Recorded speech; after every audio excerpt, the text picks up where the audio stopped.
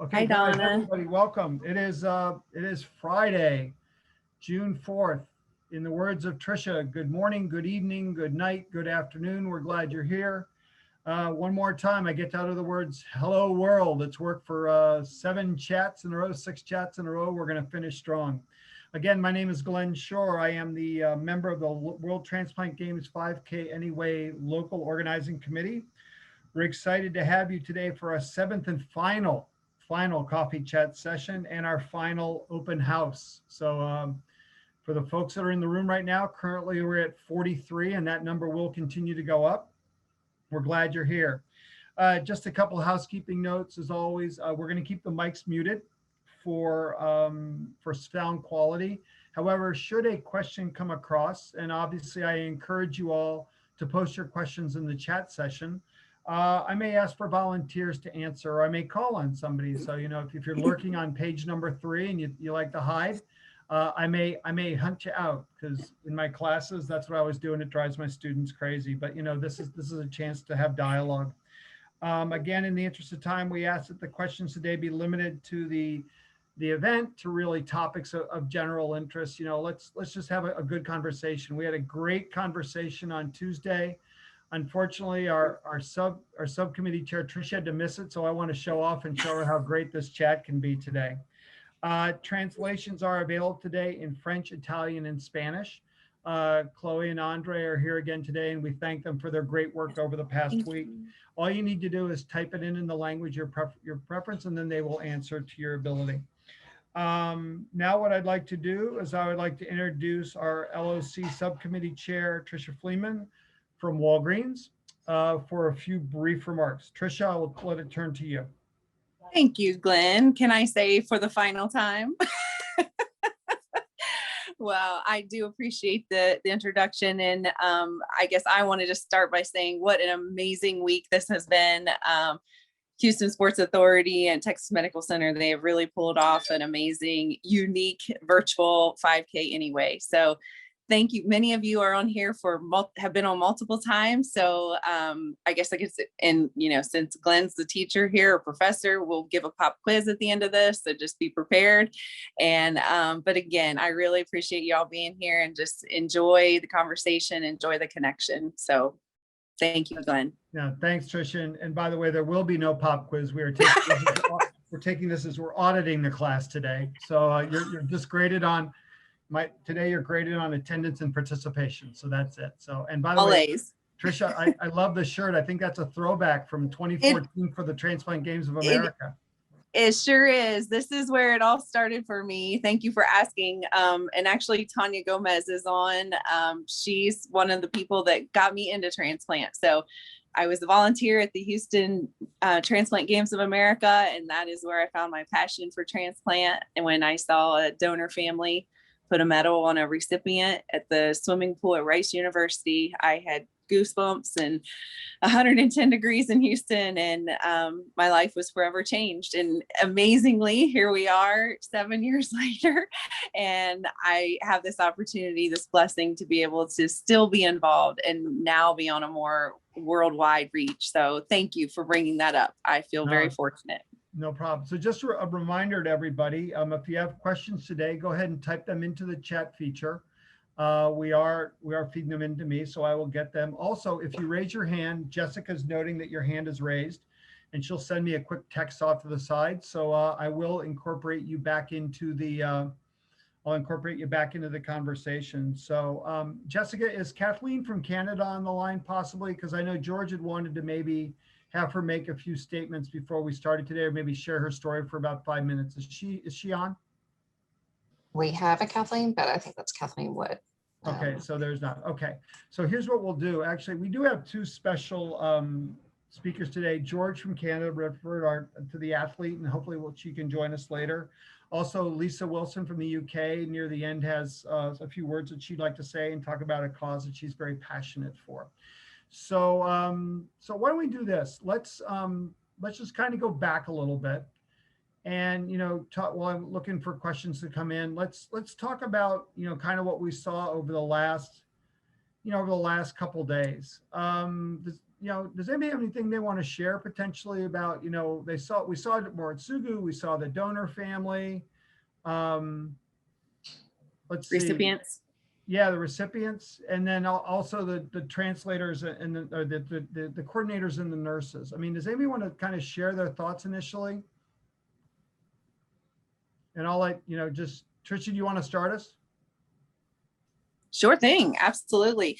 I'm just impressed with this entire week. We all know, those of us on the subcommittee, this was a brand new idea to have these coffee chats. And so we did this before, but in a different type of setting. It was a one time only in Houston. And actually Walgreens, I was one of the sponsors, and I was one of the first 3 people in the room with coffee and tea. And we actually wondered if anyone was even going to show up. And it was amazing because by almost 3 hours later, we had close to 100 people, and it was just an awesome experience. And so we actually tried to bring that this week so that there was a worldwide connection, a feeling of Dr. Mortsugu, he said it best, so the one-on-one chat that we can have. When I can see you, Glenn, I feel like you and I are having a face-to-face conversation. So what's neat about it though, is there's folks on here from all around the world. And my goal, and I hope that these coffee chats actually made everyone feel like the world was just a little bit smaller, and that we were really all in this together. We've learned so much from different countries, what they do in transplant, what's different from the United States. And, good or bad, there's just differences. And so hopefully, with some of our people that have been on these, we can always have good takeaways and learn from everyone. And, but the bottom line, at the end of the day, our goal is to build the registry so that we can have more transplants and that we can save more lives. And we can also give to the donor families that sense of, peace and just knowing that their loved one is being carried on through their recipient. So that's great. Anyone else? Well, actually, Tricia, we've got some questions coming in. They're coming in hard and fast. So we're going to all right. Questions. So, okay. So I see my new friend, Nina Fort, 3rd row center. Nina, how are you today? She's trying to go for the volume. So I'm well. How are you? I'm good. Hey, so this is a question that came in. What have you gotten out of this past week? Obviously, we've had this virtual games, and I've seen you on the chats a couple of times. What have you gotten out of this past week? The support factor. When I was prior to COVID, Piedmont had support groups monthly, and I attended everyone that I had the opportunity to attend, because like I said the other day, it was a different bag of tricks every time you went. Different people came, different topics were discussed. At one time, a surgeon came in and told us all about the surgery. So I found going into those support meetings to be extremely eye-opening and informative, and sometimes a little scary, but it was support. And then when the recipients had come in, the mentors would come in and talk about their experiences, that was even more helpful. So that, to me, once COVID hit, they stopped that because, and they haven't even resumed Zoom support groups at this point. So that's what this has brought to me. It's like kind of a mini support group, the open house ones, the open forum ones, because everybody kind of talks a little bit about different things. And it's just, even though we're talking about education and different types of topics, it still gives you that feeling of camaraderie that we're all in this boat. And we all have this same, I don't want to say affliction, because that's certainly not what it is, but we all have something in common, and we could talk about those things. Yeah. So that's what it's brought to me. It also has gotten me more aware of The first day I did my 5K, the very first day, and every day since, with the exception of today, because I'm visiting my grandchildren, I've done a 5K every day, just as my daily walk. So that's gotten me back into my exercise routine, because that to me was the most difficult thing to accept, was the fact that, I was a half marathon runner for 4 years, and suddenly I had zero muscle mass and I had zero energy, and I couldn't even, walking to the mailbox was a struggle. So getting back into my walking so that eventually I can run another half marathon, that's my goal. So that this has helped me get to that point. Wow, that's great. fantastic. Yeah, thanks for sharing. So, and hi to the grandkids today. So, Oh, they're great. They're just great. I saw a hand up. Is it Niva or Niva? N-I-V-A? I saw a hand go up. Actually, Glenn, it's Dennis, Neva's husband. The last 2 days we've been on her. So listen, Audrey Deschanel received her liver from the oldest organ donor in Canada at the time. Her story is so incredible. I know I asked you and I gave you the email address. I would really ask you this would be a great way of ending these conversations. Hearing from somebody that had it from a real old organ donor and is still going strong.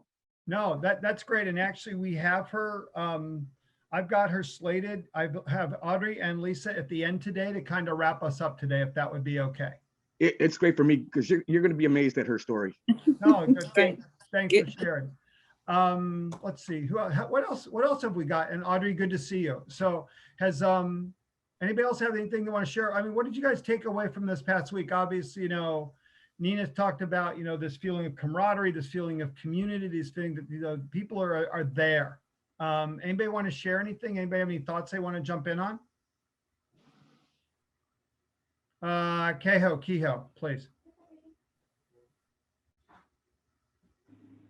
Doing everybody. The one thing Hello. I have found is it is absolutely fantastic to see some old faces like my own, and the number of new faces and people that are still attracted to pulling together and doing things for each other, helping each other out. The one thing I loved about the games was talking to people from other countries and asking them how do you get on? How do you raise funds? How do you get the message out? And we all got ideas from each other, and I think it's a brilliant way of communicating. COVID has been a curse on the world, but in one way. But in another way, it's actually brought us closer together, because we can now sit here.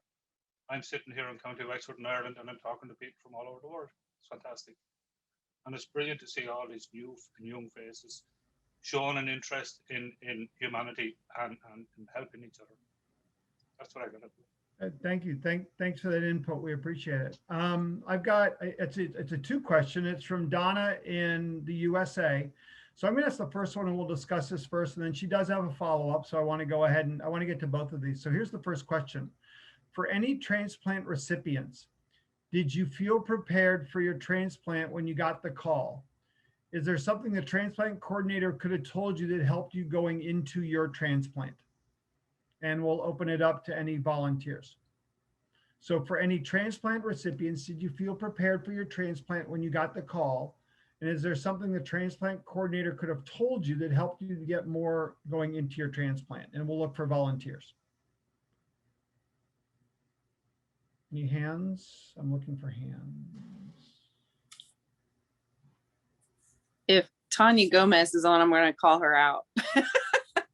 I believe Tanya's on, so we can call her out. So Yep, Tanya, is there Tanya. anything and actually, yeah, Tanya or then Dennis, actually. Tanya? Can you hear me? Yes, we Yes. can. Thanks. Yeah. Hi, So, beautiful. okay. So I am a double lung transplant recipient because of cystic fibrosis, and I celebrated 17 years with my transplant this last month, May 25th. And, I knew from early on that in order for my life to be prolonged, I would need a transplant. And when I went for my evaluation and they listed me, they told me I'd probably end up waiting 2 years because I would need child's lungs because I am a petite female. And so, they told me to have a bag packed and ready and all this other stuff. And I was on oxygen 24/7, trying to take care of a 2-year-old while my husband was working. I never packed a bag. I thought I had 2 years. Thankfully and gratefully, I only had to wait 5 months and 1 week when I got my call.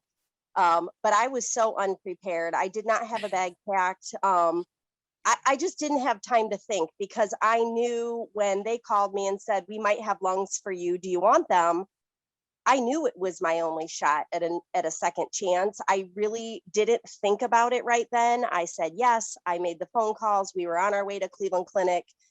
It wasn't until we actually got there, and it was like a whirlwind. They took my oxygen, they put oxygen on me, they started putting IVs.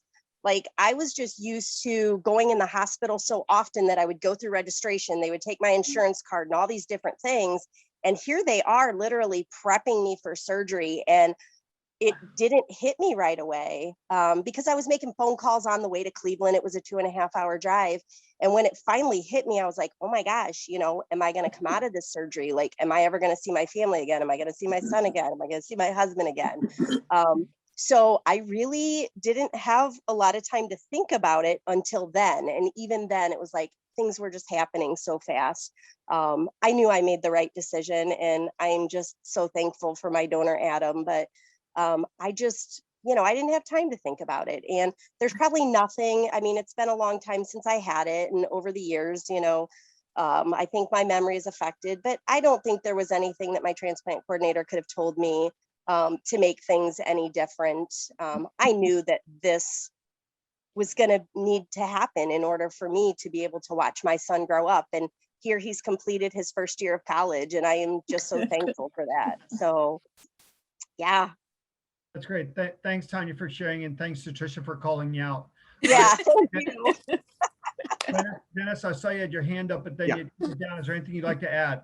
Sure. So back in 1979, when I had my first transplant, it was really new in a sense, in Canada especially. And there really wasn't much. I was kind of fortunate because I had only been dialyzing for 6 months, but it was 2 weeks after my initial checkups and everything else that I got the call for it. So basically, I didn't even have time to even think about it. I was rushed in, and fortunately, it turned out really well. My second one in '94, well, I've already, because of having lived with it so many years with my first one, there really wasn't much to tell me. I knew a lot of it. And in Ontario, I must say, in Canada, our province, first of all, we're still on lockdown. We're not allowed to see each other do anything still. We are the only province in Canada that's shut down. So this has been really good. But the reality is, in about 20 years ago, Children Gift of Life Network, which is our official provincial body that handles all transplantations, they put out pamphlets now, booklets and everything that you get ahead of time. And so the transplant coordinators do work with the transplant recipients more closely than they did in the past. And that's really helped out. That's great. Thank you. Another question, and just a reminder, guys, if you have any questions, please type them into the chat. We're seeing a lot of hello back and forth and a lot of affirmation and confirmation. But yeah, if you have questions, just type them in. This is another one. Also comes from Donna. And this is for those of you outside the United States. So for anyone outside the United States, are you allowed to be listed for an organ in more than one transplant center or country?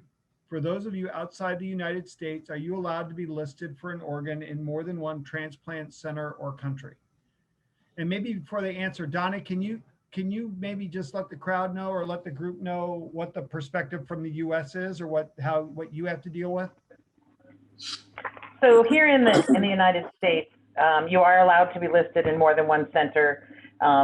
Generally, it's regionally, so that somebody in New York wouldn't be listed for a heart in California, because there's a time limitations on different organs. Kidneys is a little bit different because kidneys can be kept out of the body longer. We fly them all over the country all the time. So I'm just curious how that works in other countries, because in the United States we're small but we're big. So it's not uncommon to fly organs all over the place. So just curious what the perspective is, in other places, and about being double listed, and what people's thoughts are on that. Because I know a lot of people, we'll say, you know, here in Texas, we've got, I couldn't even tell you how many total transplant centers, and it's not uncommon, even though we're such a big state, for people to be listed at 2 or 3 different centers because we have 3 different OPOs, so they're covered 3 different sets of donor possibilities, if you will. So it's very common for people here to be multiple listed for kidneys because I think it was Dennis or somebody had mentioned that the wait time in other states could be 8-10 years. I mean, it's a long wait. So people are trying to up their chances of getting transplanted sooner, you know, while they potentially are looking for a living donor. So just curious what the perspective is from around the world on that. Dennis, you had your hand up, and maybe Keo, if you could maybe come in afterwards from Ireland, and then anybody else that's from an international perspective today. Sure. Dennis? So, in Canada, actually, we don't go through centers. The closest center is where you would have your transplant, but we're listed Canada-wide. And we've had transplants from the United States that donors that have come from the United States as well over the years. So in reality, we don't worry about the transplant center being listed. Once you're listed anywhere in Canada and you get the call for transplant, doesn't matter where it's coming from, you just go to your nearest center. You know, sometimes it might be long distance because it could be a heart, and there's only certain centers that'll do that. But the reality is you don't register to a center. Interesting.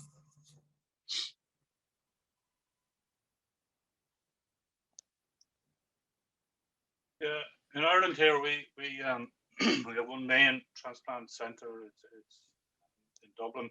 I myself, when I had my transplant came from the northeast of England, from a young male, and that's all I know.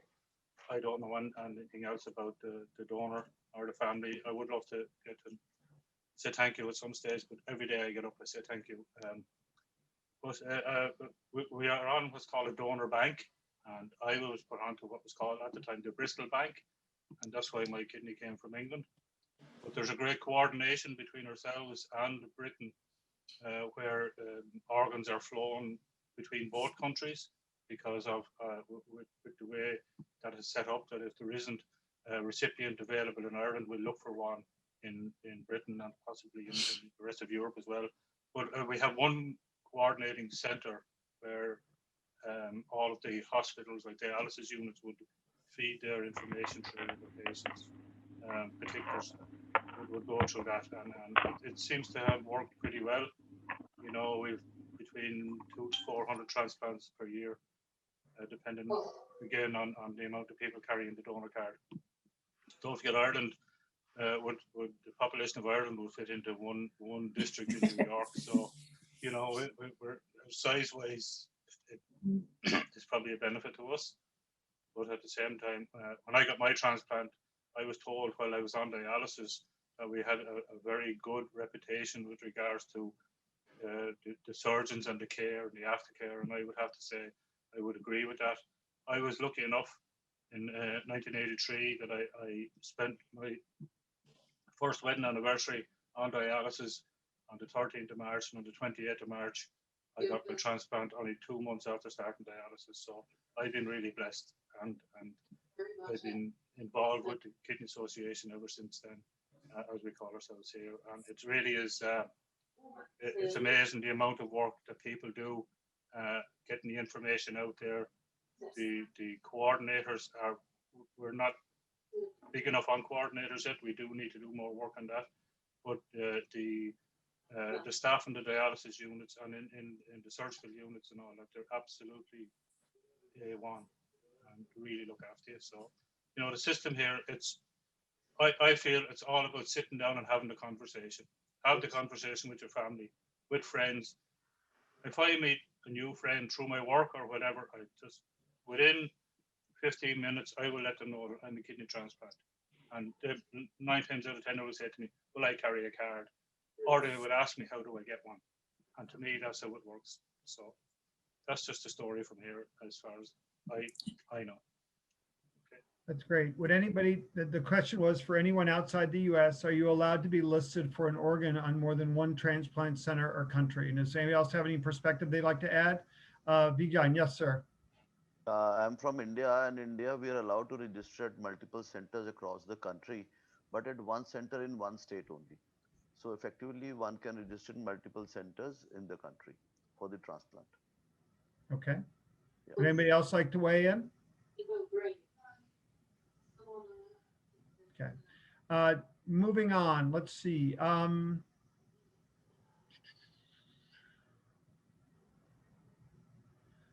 Does anyone continue to write to their donor family if your country allows that, even if they haven't heard from them in the past?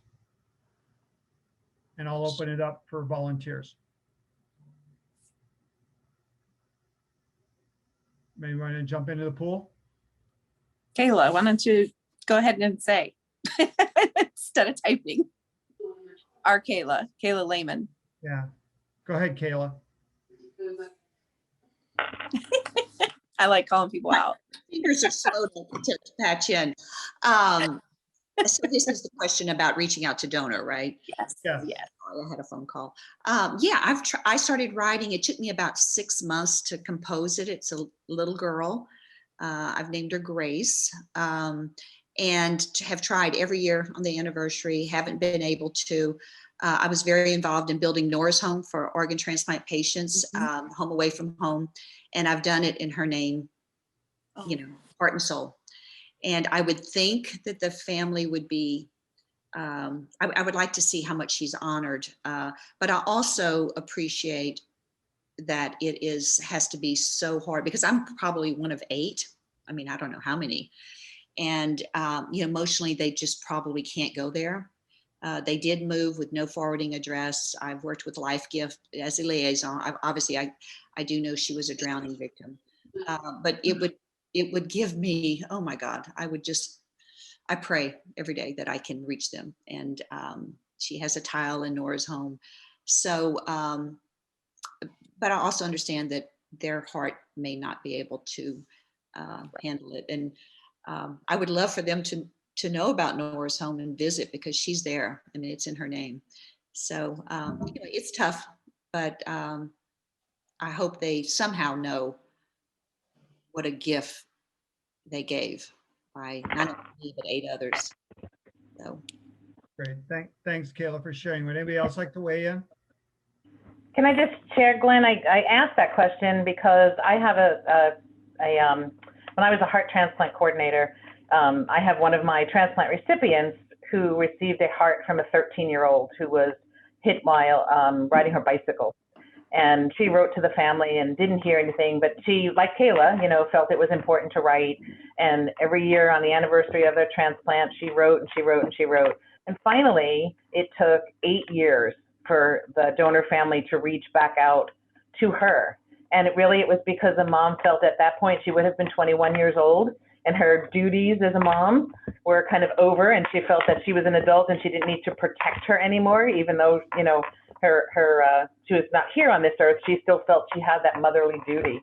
And I'm just curious about that. I know a lot of people, you know, it takes, I can't imagine that being the donor family and having that letter and what that feeling must be like. And kind of interested in the donor family perspective on that too. And I will tell you that my friend Sue has now had her heart transplant. Next week will be 28 years. And that family has now been a part of everything that they do, all the family weddings and bar mitzvahs and any event that comes up. And she said, you know, I felt it was my motherly duty to protect her until she was 21 years old. So I know sometimes I've heard recipients say, oh, well, I don't hear from them, I'm going to stop writing. But sort of my way to say, please keep writing to those donor families because, you know, they may not acknowledge it, but those cards and letters mean so much to them. Gotcha. Thanks. And actually, Lisa types in, and then Judy, Judy Race, I saw your hand up, so I'm going to call on you in a moment.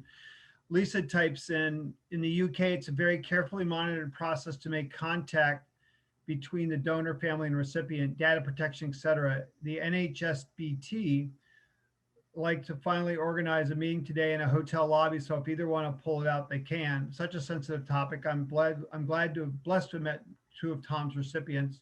Took 3 years. So Judy, you wanted to jump in there, please? Yeah, I had a thought and I wanted to ask Kayla a question also.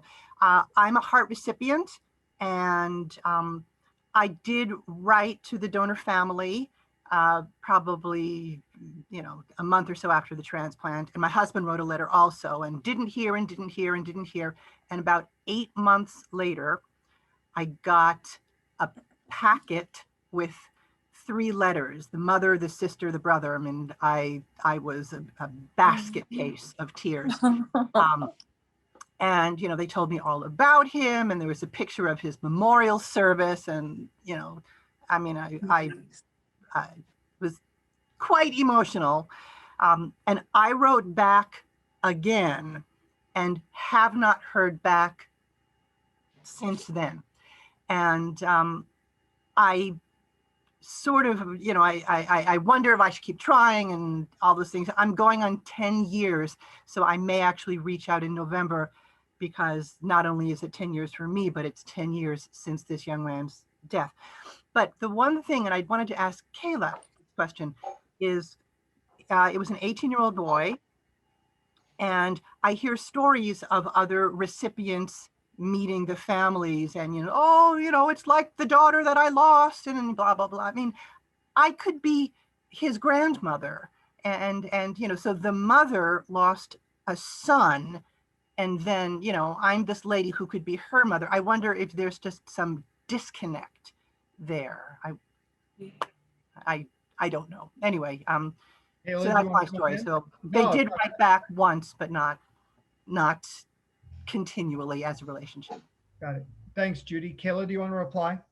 Well, my situation is that when I wrote the letter, they didn't reply. Then I wrote another one and they moved with no forwarding address. So I'm going on 11 years.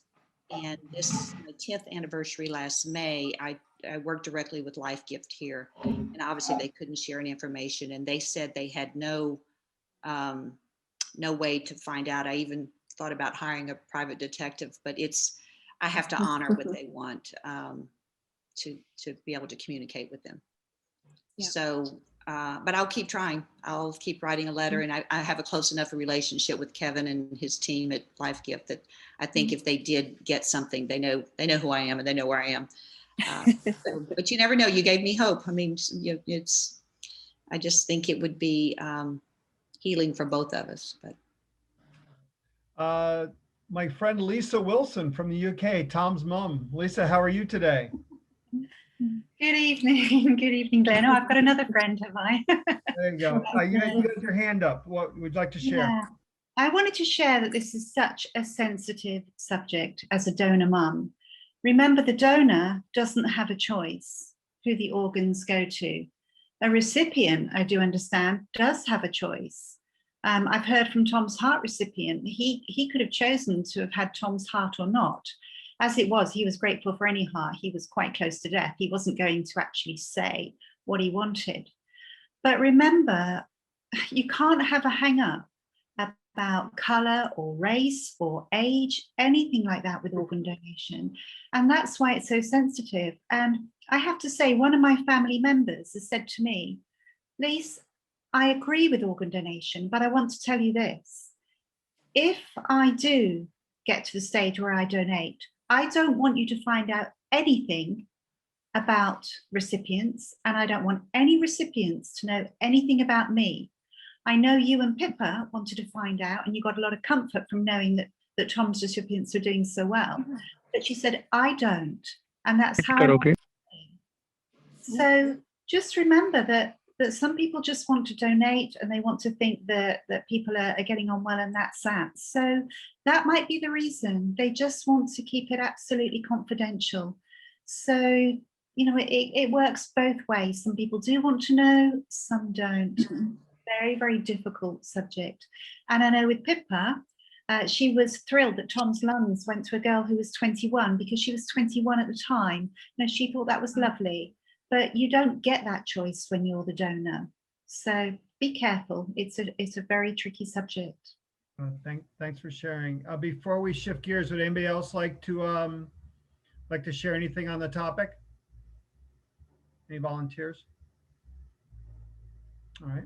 So I want to switch gears for a second, and just so you know, we've probably got about 8 minutes left in open conversation. And Audrey, we want to allow you a few minutes to tell your story, and then Lisa, I know you want to share as well. and then we'll wrap this up. So this, I don't know if this is a plan or this is a legitimate question. First of all, I think these speaking for myself, these coffee chats have been phenomenal. The question is this, and it's a statement, but as a question, it's a two-parter. Maybe we'll use this for a brainstorming session for a few minutes. And actually, we are being recorded, so we don't have to furiously take notes. It is up to the World Transplant Games Federation, but would you like to see the coffee chats continue to happen in 2023, even if they're in person, in order to include more people? And are there other topics or speaker groups that you would like to chat about? So I guess the question is, for those of you that have the opportunity to go to the international games, the World Games in 23, or even your own national games next year, would you like these continue to happen? And are there other topics or speaker groups that you'd like to chat about? And, you know, I'll weigh in and maybe Tricia can jump in too from the subcommittee standpoint, you know, with Kayla and Kathleen and George and everybody. You know, when we first started this, we said, well, what kind of groups made sense? And obviously donors, recipients, physicians, transplant. We knew we were kind of like the tip of the iceberg. So I guess the question is, do we keep this party going? Plus, Tricia and I are looking for a way to get to Australia in 23, and we're available for hire. But Ready. do you want to keep this going? And more importantly, what topics are we missing? And we'll just open it up for discussion. And if you have ideas in the chat, you want to type them into the chat, that would be fine too. But what are we missing, guys? And I'll open it up. Patty, I see let's see, does anyone have a hand up? Let's see. Or you can just open your mic and jump in.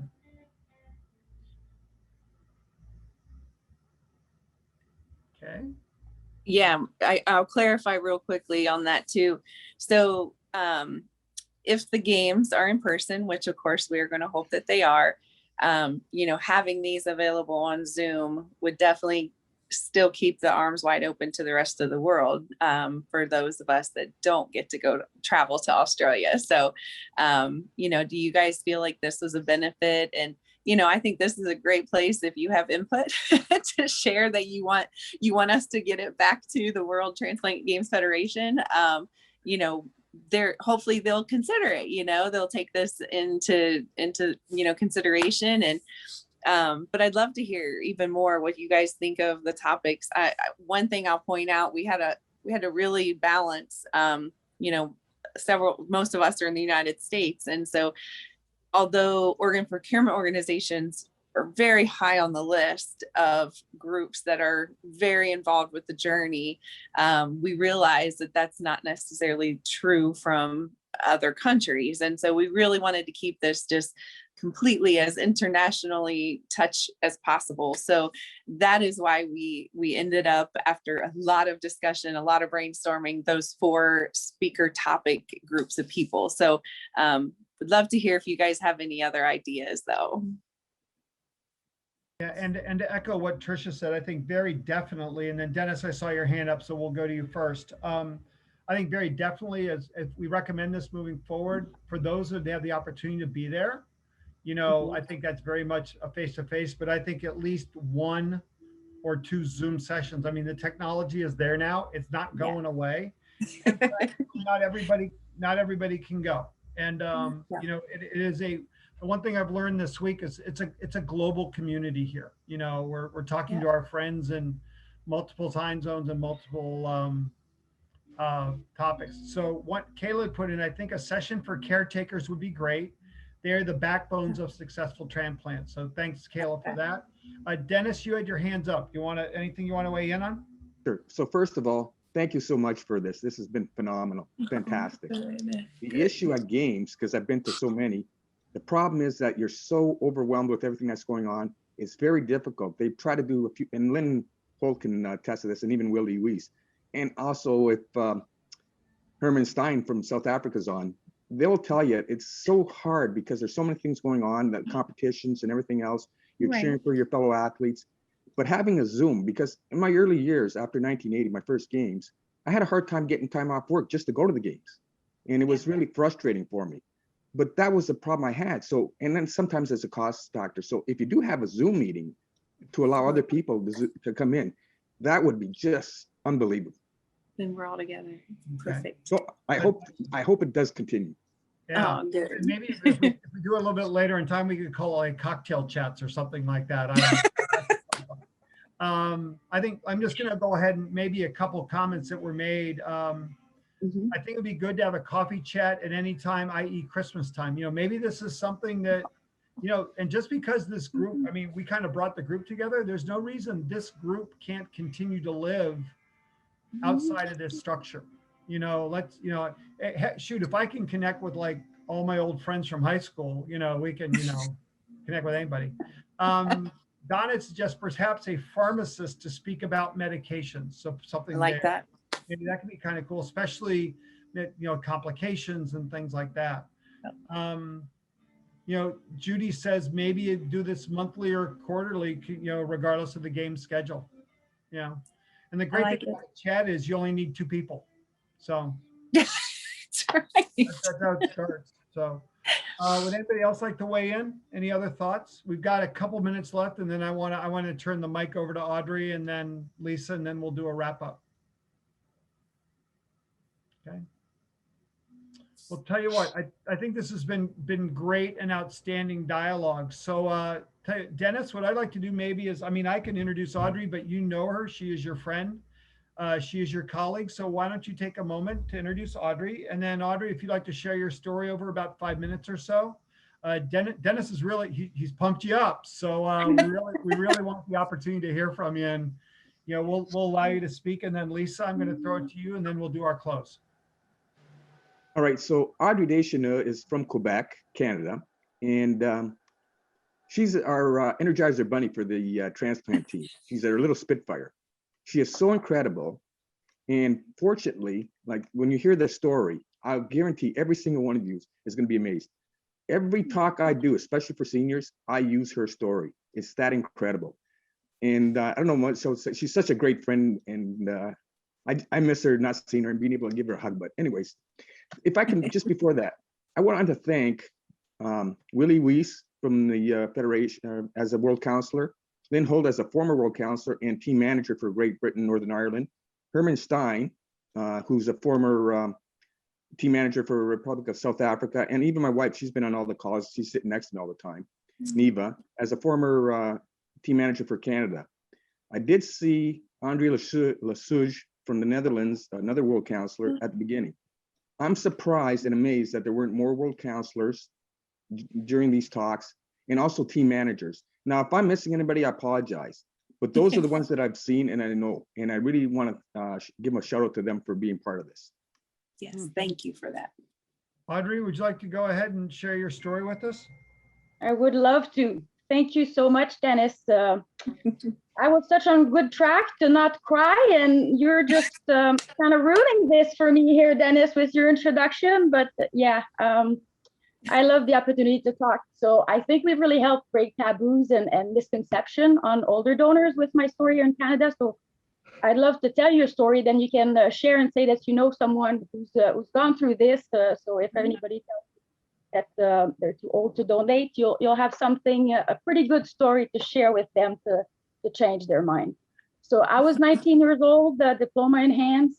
I had like 3-4 months of summer before I had a job, my very first job that I was going to start. So I decided to check one of the items on my bucket list, which was to go across Canada on my backpack. So, you know, like 19 years old are full of, like you said, Energizer Bunny. I set out on this wonderful trip, had a blast, had absolutely no problem, was fully healthy teenager and, you know, competed in many sports. Unfortunately, arriving around Toronto a few weeks into my trip, I was found on the floor unconscious by just a lovely gentleman that I was staying at the same youth hostel that I was staying. I noticed him a couple of days before this happened. And then, yeah, he found me in the hallway of the youth hostel, crossed me. Thankfully, we were across the St. Michael Hospital in Toronto. So he literally scooped me and run me over to the St. Michael Emergency Department, where I was transported to the Toronto General Hospital multi-organ transplant program. So I was unconscious for all this part. I'm telling you this from stories that it took me a week to wake up, basically. So a week later, I wake up and I have a liver transplant.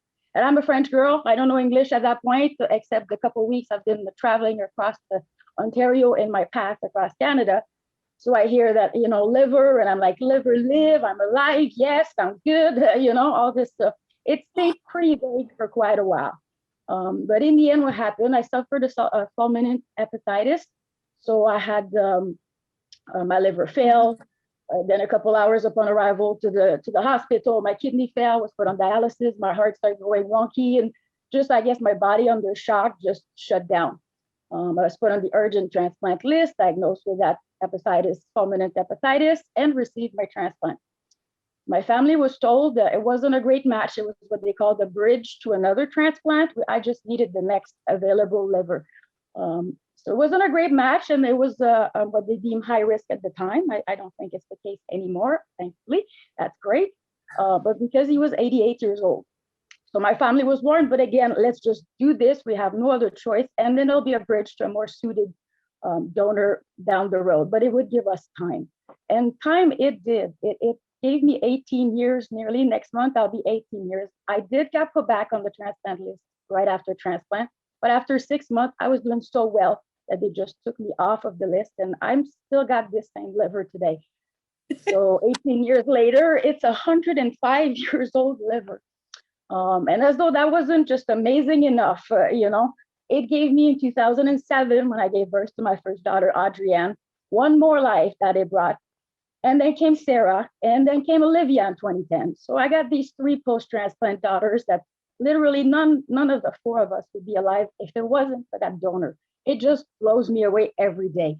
I'm just so grateful, you know, and everyone will come after them. I consider it's directly linked to this decision of this donor and his family, who's almost ahead of his time, I find. You know, in those days, there was no 88 years old. And same for the staff, you know, kudos to the nurse or the doctors that said, let's just try, you know.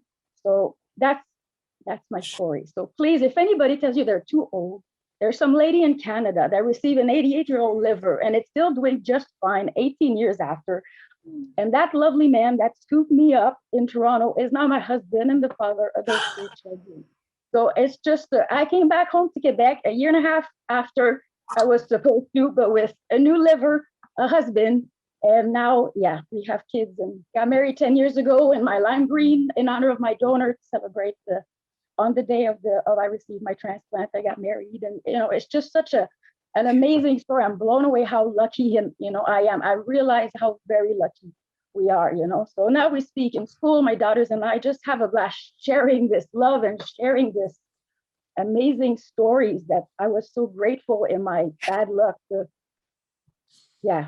keep on living and having a blast. So I'm 6,558 days today. I still count after 18 years every single day. I know exactly where I'm at, and that's a lot of morning, that's a lot of sunrise, and that's a lot of time with my family. So I'm just so thankful. So thank you guys. Your story has been so inspiring. I'll include definitely some of them in my speech from now on, and thanks for the opportunity here today. Adrienne, thank you. Thank you for sharing. We appreciate it. Wow.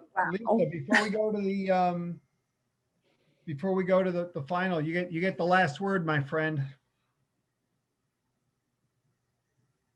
Wow.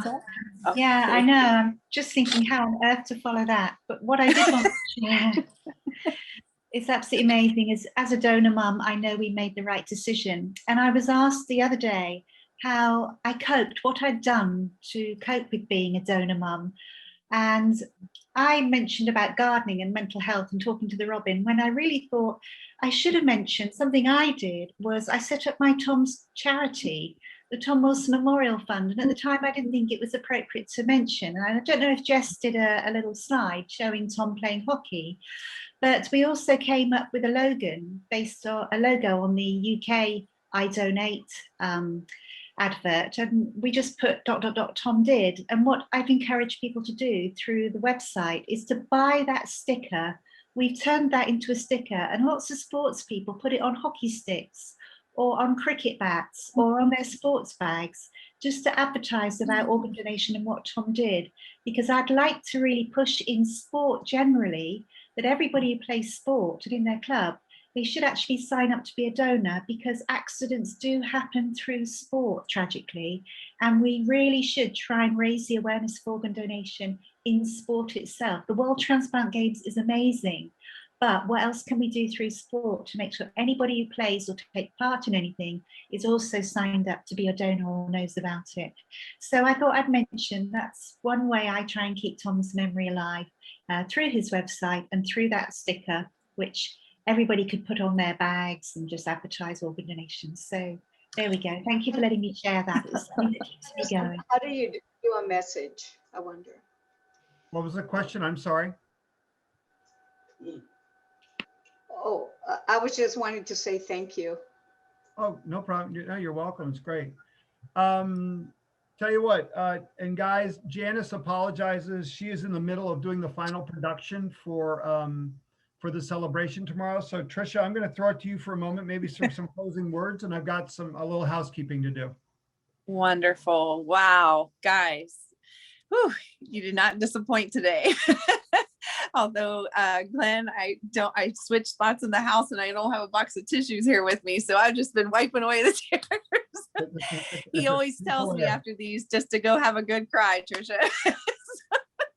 But honestly, it's happy emotions. It's, I think a lot of us on here have had a whole lot of feelings happening.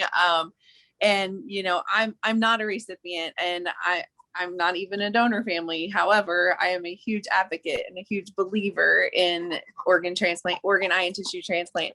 And my camera just moved because my dog just moved it, so I apologize. I can't thank you guys enough for your participation, and in addition, just sharing this idea. I hope that each one of you either tries to connect with one of us or all of us on Facebook or Instagram, so that you can keep this worldwide connection going. Most of you will probably also stay on the email list, so as as we maybe talk more about having something quarterly, we can send out an email to everyone and let them know. I've been brainstorming this whole time, but just a huge thank you from the bottom of my heart for everyone who shared, who listened, who cried along with each other, or who got ideas. So thank you all. And I just ask that you all consider being a registered donor if you're not, but then also just be sure to spread the word. So thank you, Glenn. Thanks, Trisha. We're in the home stretch. We've got 5 minutes. Just a couple things here. Just a couple reminders. First of all, if you have, obviously you're your registrants. If you have not logged in your activity, you need to log your activity in tonight by 7 p.m. Central Time. So we're coming up about it. We've got about 5 hours left. So please be sure, if you have not logged in your activity, if your teammates have not logged in your activity, to please do by 7 p.m. tonight Central Time. Tomorrow, as you know, is the closing celebration. It will be held at 10 a.m. Central Time US. But we have a special inducement. Log in early to the celebration to be featured on our big screen. The first 100 people that log in tomorrow will be featured on the big screen in the studio. Now, the rest of you that will be tuning in will be able to see each other, but only the first 100 will be on the big screen behind Janice. So there you go. So it's cool. Another inducement. The hits just keep coming. Just a final word, and I apologize. Janice is literally in the studio. I saw her check in earlier, but I mean she's grinding it out right now. This is just a personal note from me, and Trisha will say, Guy, I can't believe Glenn's saying this. I'm a pretty hard bitten and linear guy, and when I was offered this assignment, I took it, and I didn't know a lot about organ and tissue donation. To be honest with you, do I sign the back of my license? Yeah. And so is it there someday? Yes. But do I give it a lot of thought? I honestly haven't. This past 2 weeks has really changed my mind. You guys have put a human face on it. You put a global face on it, and I fully appreciate it. And I want to thank you all for, first of all, letting me into your world. I appreciate it. I appreciate the chance to sharing your stories openly with me, the guy in the blazer. It's affected me. I also, if you guys have been, I think a lot of you guys have been on every one of these. I mean, starting, 2 weeks ago, which just blows me away. But, every day I've thanked people. I thank Trisha, I thank the subcommittee, I thank the LOC, I thanked our staff, I thanked our sponsors. But really, I want to thank you all. I want to thank everybody on this call. I want to thank your loved ones if they were a donor. I want to thank you all because you're the gas that drives the engine. And I'm humbled just to be part of this community for a few minutes. So with that, we're going to say our goodbyes. And hopefully, but it's not goodbye. Hopefully we will see each other soon. Yes. And we appreciate you all sharing your stories. We appreciate you sharing your time. We appreciate you sharing your love. And from Baltimore, I'm going to say it one more time, good night, world. So I wish you the best. Don't forget, log in your activity by 7 tonight Central, and we'll see you at the celebration tomorrow. Everybody have a great night. Take care. Bye-bye.